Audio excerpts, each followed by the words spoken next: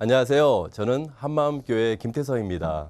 저는 학교 다닐 때 항상 꼴찌였고 사회에서도 특별히 잘하는 거 하나 없었지만 복음의 능력으로 최고의 삶을 살게 하신 하나님의 은혜를 나누고자 합니다. 저는 서울에서 갈비집을 운영하시던 부모님의 이남 사녀 중 막내로 태어났습니다. 저희 부모님은 늘 바쁘셨고 누나들은 저와 나이 차이가 많아서요. 저는 늘 혼자였습니다. 저는 공부하는 것보다 아이들과 노는 것이 일상이었습니다. 저희 초등학교 성적은 늘 양 아니면 가였습니다. 받아쓰기는 항상 빵점이었고요. 초등학교 3학년 때 과외를 다녀 한글을 겨우 깨쳤습니다. 지금도 받침이 많이 틀리고 잘 읽지 못합니다. 저희 초등학교 6학년 때 저희 반은 58명이었는데요. 저는 58등으로 졸업했습니다. 중학교 때 운동을 시작했지만 쉽지만은 않았습니다. 고등학교 입학과 동시에 운동을 그만두었고 그저 그런 성적으로 상업고등학교를 졸업했습니다. 뭐든 잘하는 것이 없었습니다. 세상에 대한 자신감도 없었습니다. 인생 목표도 흐릿했고 가정이나 꾸릴 수 있을까 하는 생각을 하곤 했습니다. 그 당시 저희 꿈은 그저 평범한 가정을 이루는 것이었습니다. 할 줄 아는 것이 없어서 군대 제대 후 망도동판에 뛰어들었고 다행히 좋은 사장님을 만나 5년간 기술을 배웠습니다. 그리고 27살 때 아내를 만나게 되었습니다. 10개월간의 연애 끝에 결혼하게 되었는데요. 그 당시 저희 부모님은 예수님을 믿지 않으셔서 저희의 결혼을 엄청 반대하셨습니다. 어떤 점쟁이가 제가 아내와 결혼하게 되면 3년 안에 죽게 된다고 그랬다는 겁니다. 아버지께서는 저에게 어떤 부모가 자식이 죽는데 허락하겠냐고 하셨고 저는 어차피 사람은 다 죽는데 하루를 살더라도 내가 좋아하고 사랑하는 사람과 살다 죽겠다고 우겨서 결혼했습니다.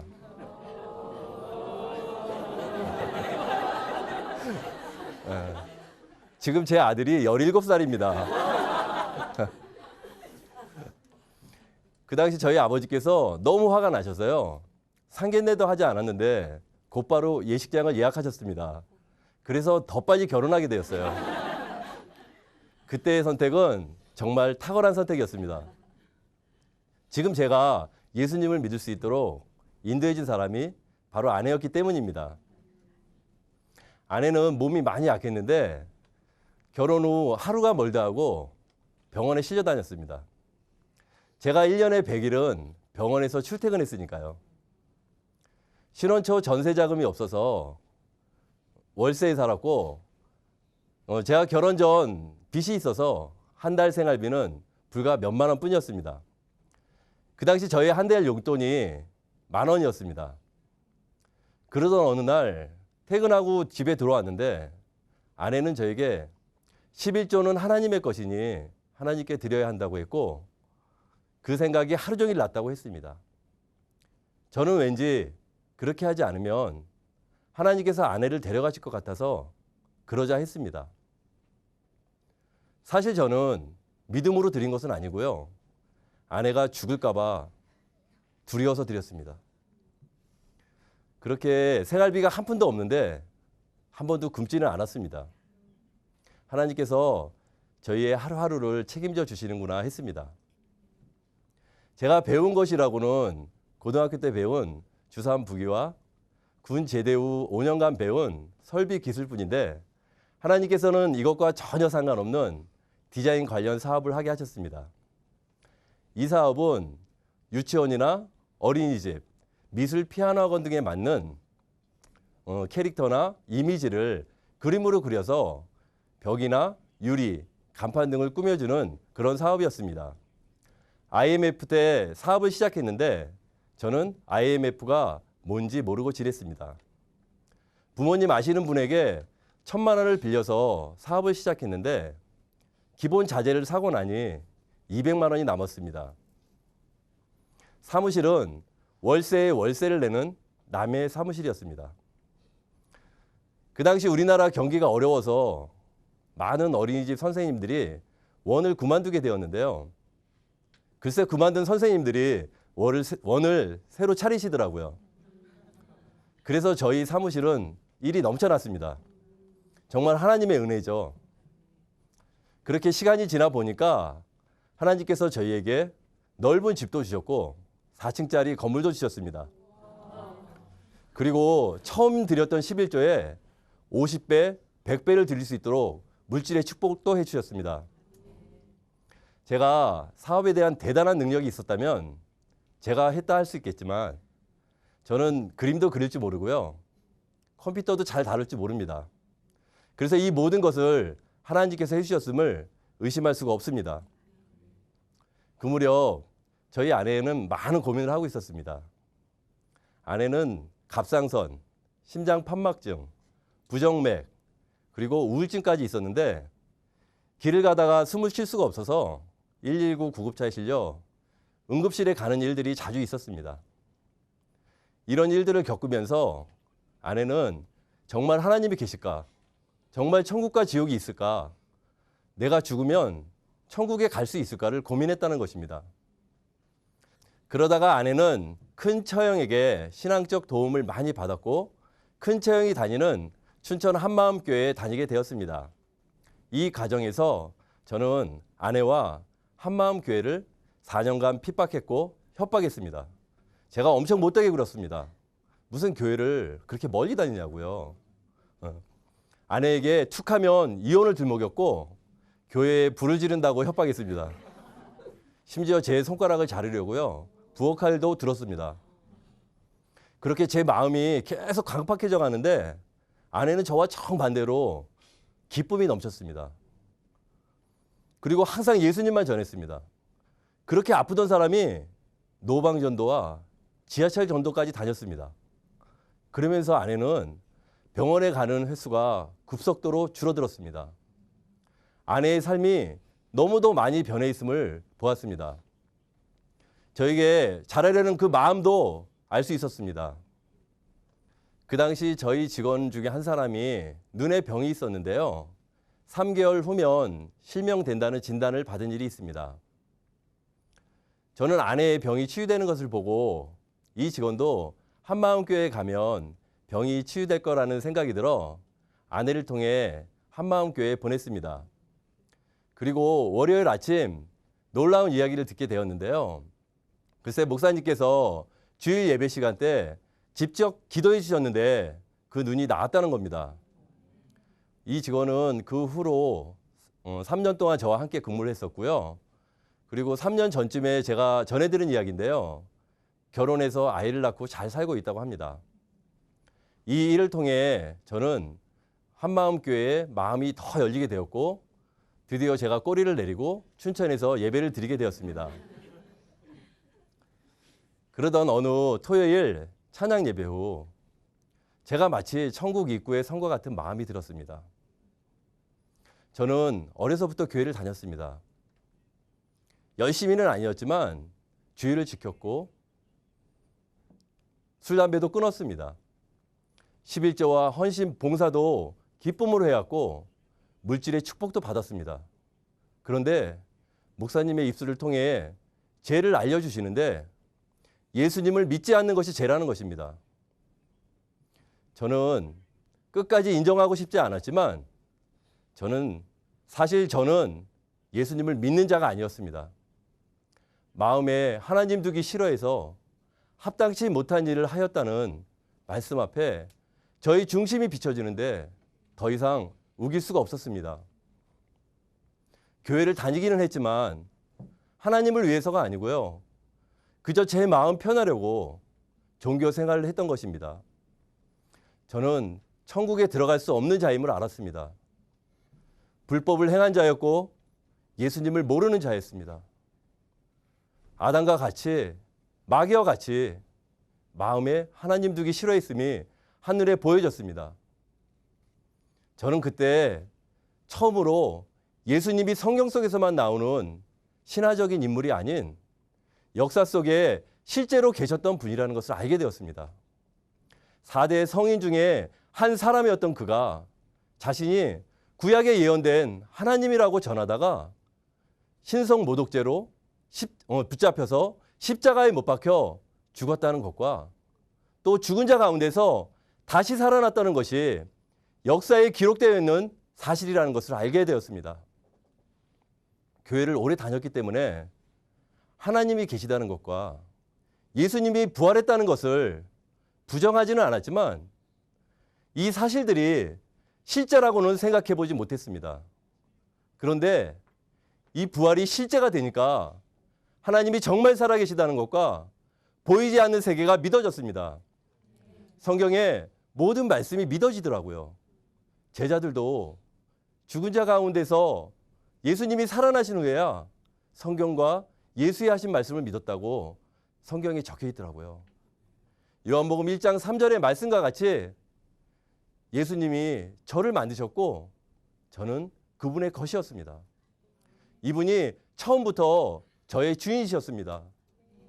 그런데 저는 지금까지 내 마음대로 날 위해 살았습니다. 예수님을 주인으로 믿지 않은 것입니다. 바로 이 죄를 회개하고 저는 3일 동안 교회를 떠날 수가 없었습니다. 왜냐면요, 지금 나가면 죄를 또 지을까 봐서요. 그 후에 영업을 다니며 제가 만난 예수님을 전했습니다. 부활을 통해 천국과 지옥이 너무도 확실하고 예수님을 주인으로 믿지 않으면 지옥에 갈 수밖에 없기 때문에 만나는 사람들에게 복음을 전할 수밖에 없었습니다. 그렇게 전도를 하는데 저의 마음에 기쁨이 샘솟는 것을 알았습니다. 그래서 아내에게 전화했죠. 내가 왜 이렇게 기쁘지? 그랬더니 아내는 복음을 전하면 하나님께서 기쁨의 면류관을 주신다고 이야기해 주더라고요. 그렇게 가는 곳마다 복음을 전했는데요. 시간이 모자라서 영업을 할 수가 없었습니다. 그런데 신기한 것은 제가 가지 않아도 사람들이 일을 맡기는 것이었습니다.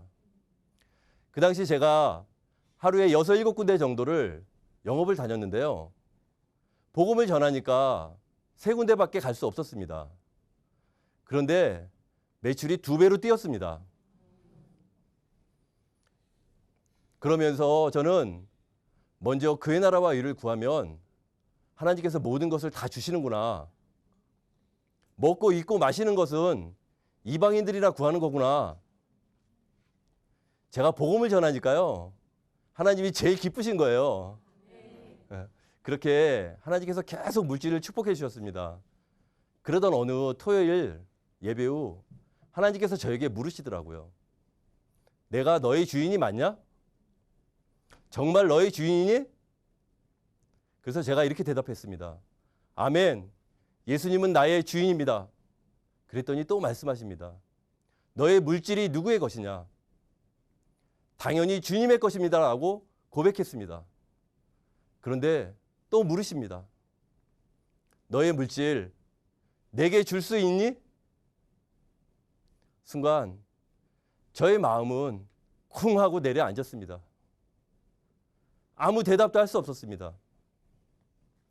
그렇게 한참을 침묵하고 있는데 한 말씀이 생각났습니다. 누가복음 12장에 나오는 부자의 이야기였습니다. 한 부자가 곡식이 너무 많아 쌓아둘 곳이 없어서 곡간을 헐고 크게 다시 지어 쌓고 편히 먹고 마시자 했는데 하나님께서는 어리석은 자여 오늘 밤에 내가 내 영혼을 취하면 내가 예비한 것이 누구의 것이 되겠느냐 하신 말씀이었습니다. 순간 정신이 번쩍 들었고 회개하는 마음으로 생명의 주인이 예수님임을 고백했습니다. 물론 물질의 주인도 예수님이시고요. 생명이 주님의 것이니 물질이 당연히 주님의 것이죠. 제가 그날 알게 된 것은요. 제가 죽으면 이 물질이 저와 아무 상관이 없다는 것이었습니다. 아무 소용이 없더라고요. 그리고 하나님께서 또 말씀하셨습니다. 나는 너에게 10원도 받은 일이 없다 하셨습니다. 내가 주인 되어서 드린 모든 것이 천국에 쌓이지 않은 것이었습니다. 저는 청직이었습니다. 하나님께서 부족한 나에게 물질을 맡기셨구나. 주님의 것을 지키고 있다가 주님이 쓰신다 하면 내어드리는 것이 마땅하구나. 저는 항상 이렇게 고백합니다. 물질이 주님의 것입니다. 사업장이 주님의 사업장입니다. 잘 되어도 주님의 것이요, 못 되어도 주님의 뜻입니다. 안 되면 주님만 손해입니다. 한 번은 전에 있던 직원인데요. 회사의 돈을 손대려는 직원이 있었습니다. 그런데 제 마음에 그 직원이 안쓰럽게 생각이 들었어요. 제가 월급을 많이 주어야 했는데 적게 주어서 그랬겠구나 하는 생각이 들었습니다. 그래서 그 직원을 불러 월급을 올려주었습니다. 물론 다른 직원도 함께 올려주었습니다. 그리고 이야기했죠. 이 회사는 하나님의 것이다. 회사의 돈이 하나님의 것이고 이것을 손대면 하나님의 것을 도적질하는 것이다. 내가 월급을 조금 줘서 미안하다 했습니다. 돌이켜보면 저는 정말 꼴찌 인생이었습니다. 잘하는 것이 하나도 없었으니까요.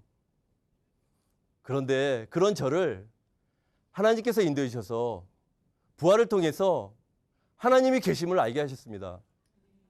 저는 하나님의 자녀가 되었습니다. 복음으로 영혼을 살리는 사람이 되었습니다. 왕 같은 제사장이 되었습니다.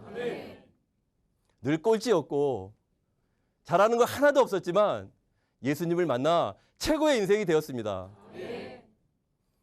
저는 어린이집 관련 영업을 하기 때문에요. 만나는 원장님들에게 복음을 전하는 삶을 살고 있습니다.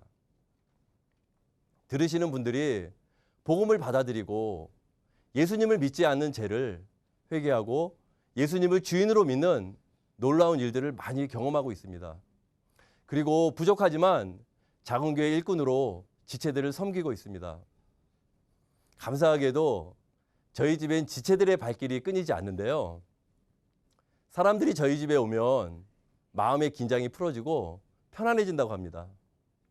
저희 부족함이 사람들에게 기쁨이 되라고 합니다. 군 제대 후 배운 기술은 교회에서 저의 은사로 잘 쓰임받고 있습니다. 저희 교회에선 제가 김가이버로 통하기도 합니다. 무엇보다도 꼴찌된 저에게 예수님이 머리 대시니 제가 많이 똑똑해진 것 같습니다.